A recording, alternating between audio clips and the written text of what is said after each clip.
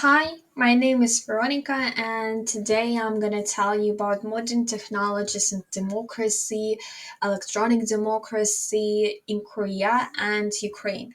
But before talking about our main topic, I want to ask you, do you understand what democracy is, or can anyone explain what it is in their own words? Okay, so democracy is a way of organizing society. The word democracy comes from the Greek language and means people's power.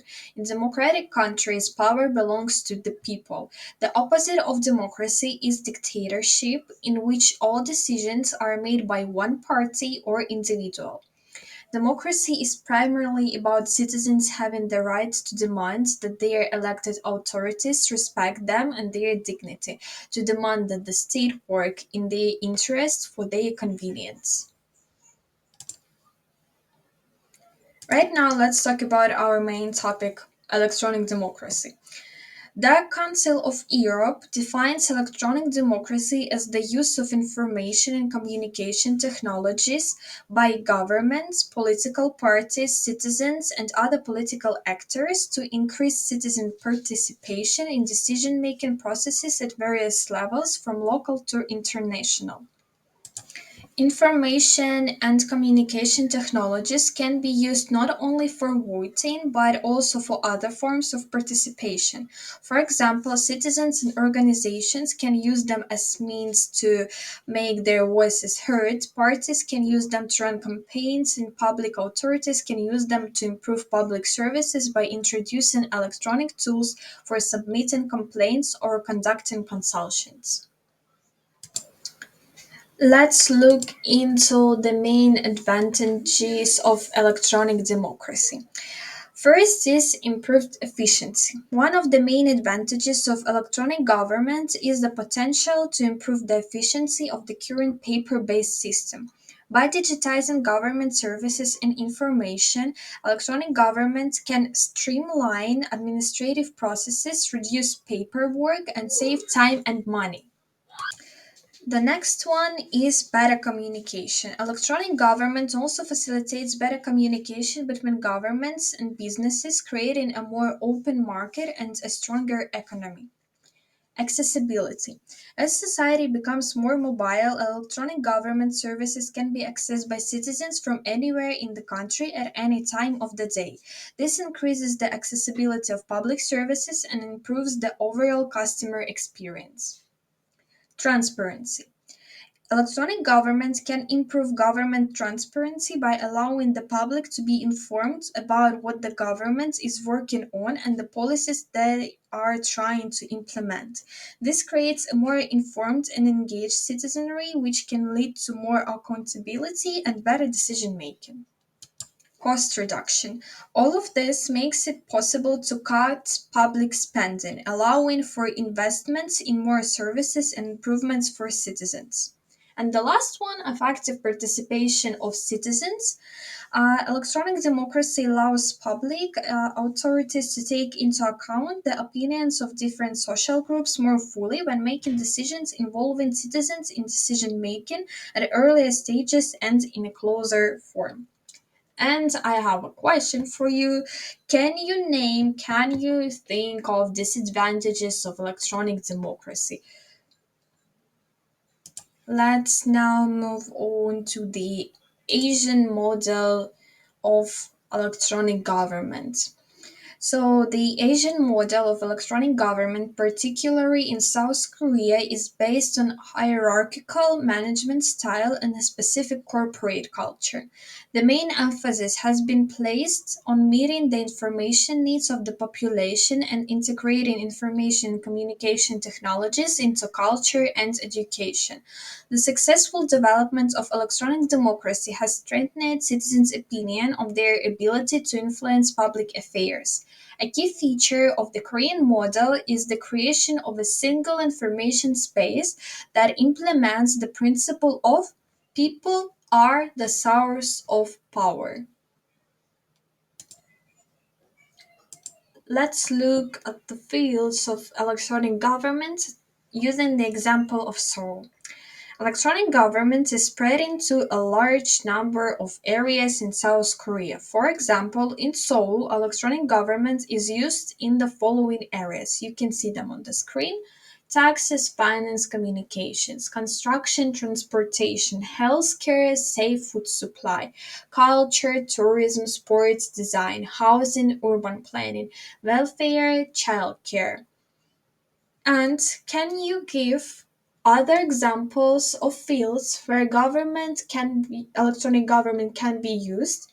Using not only the example of Seoul, you can also think about our country, our cities, or Europe, America.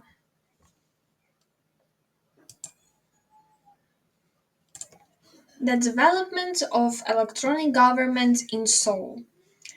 The development is divided into 5 stages. As you can see, the first stage is computerization, creation of the basic infrastructure for the use of information technologies.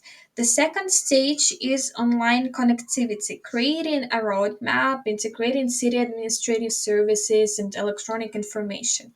The third stage is network formation. The electronic Soul plan was implemented to adapt to the new mobile environment. The fourth stage is Soul's smart government, integrating online and wireless infrastructures and providing individualized services to citizens using big data and open public data. And the last one, the fifth stage, ensuring functioning in the era of hyper-connected digital technologies through the Global Digital Soul 2020 plan. Let's now move to South Korea's e-government system.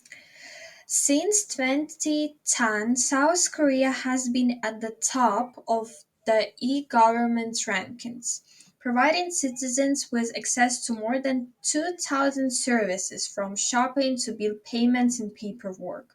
The total economic effects of the e-government system implementation for the period 2008-2010 is estimated at $16 billion. The successful development of electronic democracy has allowed South Korea's citizens to internalize the idea of their own importance and the ability to really influence the affairs of the state and society. The creation of a single information space throughout the country puts into practice the basic principle of democracy. The people are the source and bearer of power. Since 2010 and to this day, the UN has recognized South Korea's e-government system as the best and most efficient in the world. South Korea is far ahead of other countries in terms of both the level of development of the system and the degree of its popularity among citizens. Thanks to this system, citizens of the country can carry out almost all operations without leaving their homes, from shopping in stores to paying bills and processing documents. In public places, you can see special terminals where it's easy to find the information you need or print any certificate. South Korea annually ranks first or second in the world both in terms of average internet speed and the degree of broadband coverage.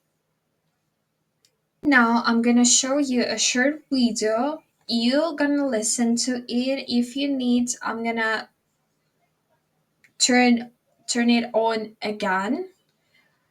But you need to listen carefully because after that video, I'm gonna give you some questions. From doing your taxes to applying for a business license, these days many of our interactions with the government happen online. This is part of so-called digital government, and in this field, South Korea has been ranked #1 by the OECD. Our PNG reports. South Korea has been named the top country in the OECD for digital government. According to the OECD's 2019 Digital Government Index report, South Korea was ranked #1 among the 33 member states, followed by UK, Colombia, Denmark, and Japan. The OECD said the top 5 highest-ranked countries have made consistent and comprehensive efforts to implement a digital government. This includes using technology to change the way the public sector operates, such as sharing data between public sector organizations. This clearly acknowledges the government's efforts to provide administrative services to the citizens digitally. This includes promptly handing out COVID-19 emergency disaster relief funds to overcome the economic crisis. South Korea scored especially well for the amount of effort toward digital reform made by the government. It also ranked the highest for delivering services digitally to its citizens. The OECD said this digital paradigm shift has become crucial due to the COVID-19 pandemic, as lockdown periods forced public sector organizations to rely on digital systems. 배은지, 아리랑 뉴스. From doing your taxes to applying for a Okay, business so license, these days many questions. Which country was ranked first in the OECD Digital Government Index in 2019? What were the top 5 countries in the OECD's Digital Government Index in 2019? In which area of digital government did South Korea rank highest? What example of the use of technology to change the work of the public sector is given in the video? And the last one, how many OECD countries were included in the digital government ranking? Right now, let's cut to Ukrainian electronic government. In Ukraine, electronic democracy is in the process of intensive development. The formation of the legal framework for electronic democracy began in 2003.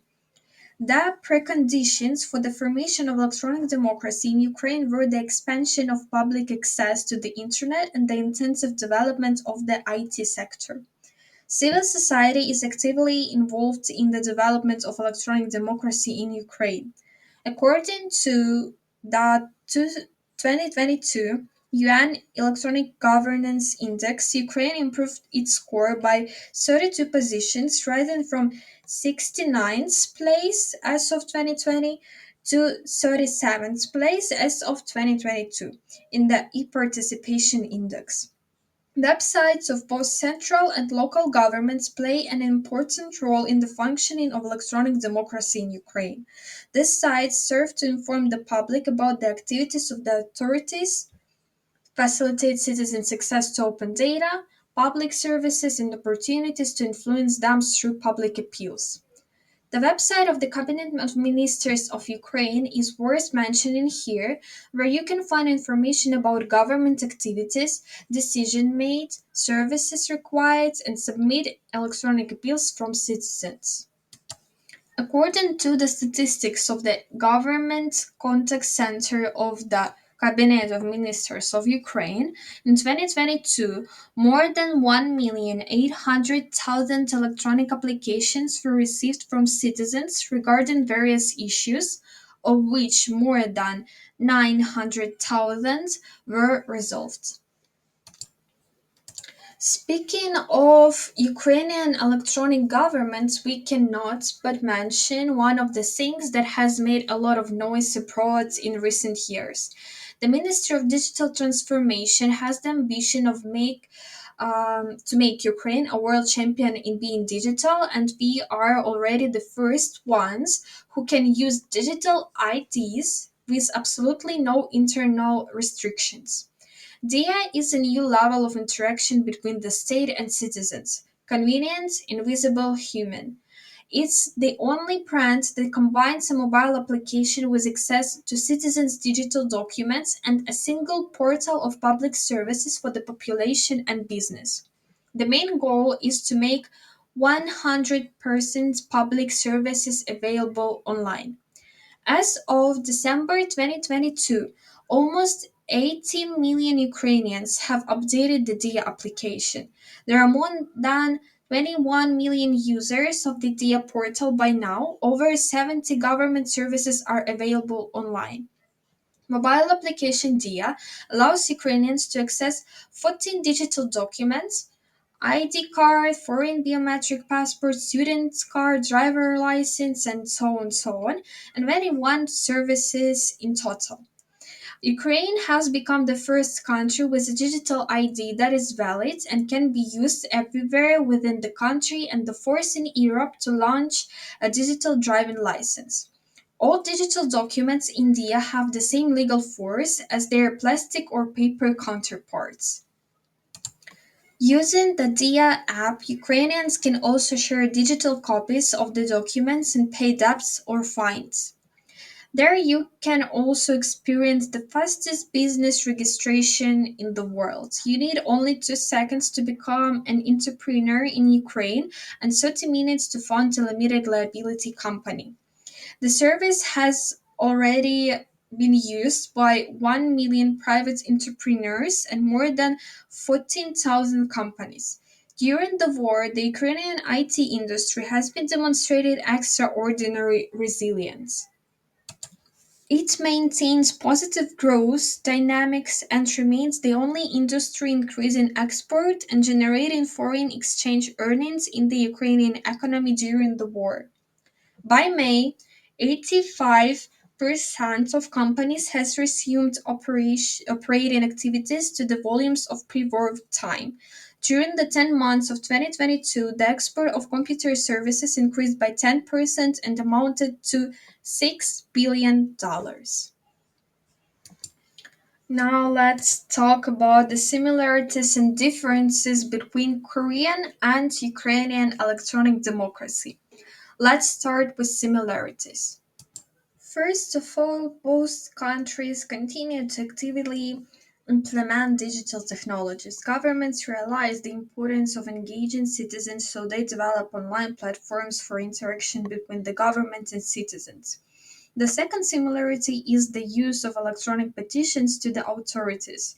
Ukraine has the electronic petitions platform, which allows anyone to submit a petition, proposal, or vote. Korea also uses a system called Kwanhwamon for a street to submit proposals or express opinions on political actions. It categorizes discussions on topics such as social protection, education, and the education of more active citizens. This suggests both Ukraine and South Korea have open data platforms that provide citizens with access to information about government activities, budget, and legislative initiatives. These similarities demonstrate that despite their different levels of development, both countries are moving in a similar direction, recognizing the importance of digital technologies for strengthening democratic processes and engaging citizens in governance.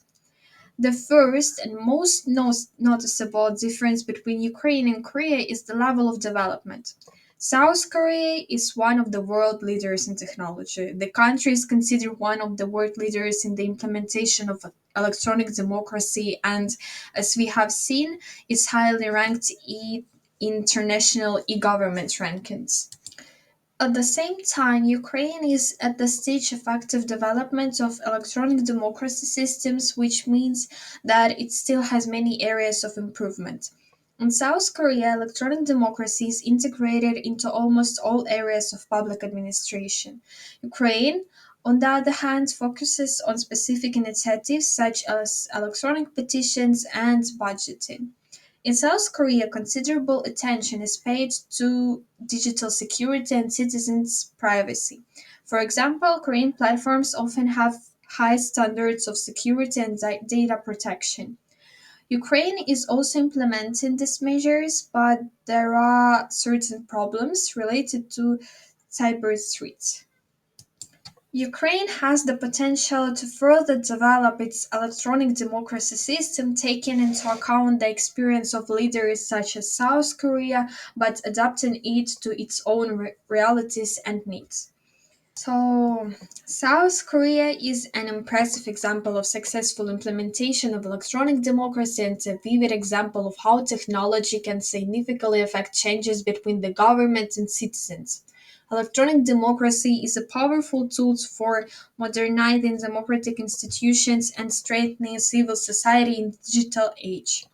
Thanks to its highly developed digital infrastructure, the country has been able to successfully implement electronic voting, petitions, and platforms for civic initiatives, making the political process more transparent and accessible. South Korea's experience can be a valuable source of inspiration and practical solutions for other countries seeking to develop electronic democracy. However, it's important to adapt these approaches to local circumstances, taking into account the specifics of political culture, the level of technological development, and the needs of citizens. Thank you for your attention. Thank you for joining the lesson and for your active participation during it. I hope you find it interesting and useful.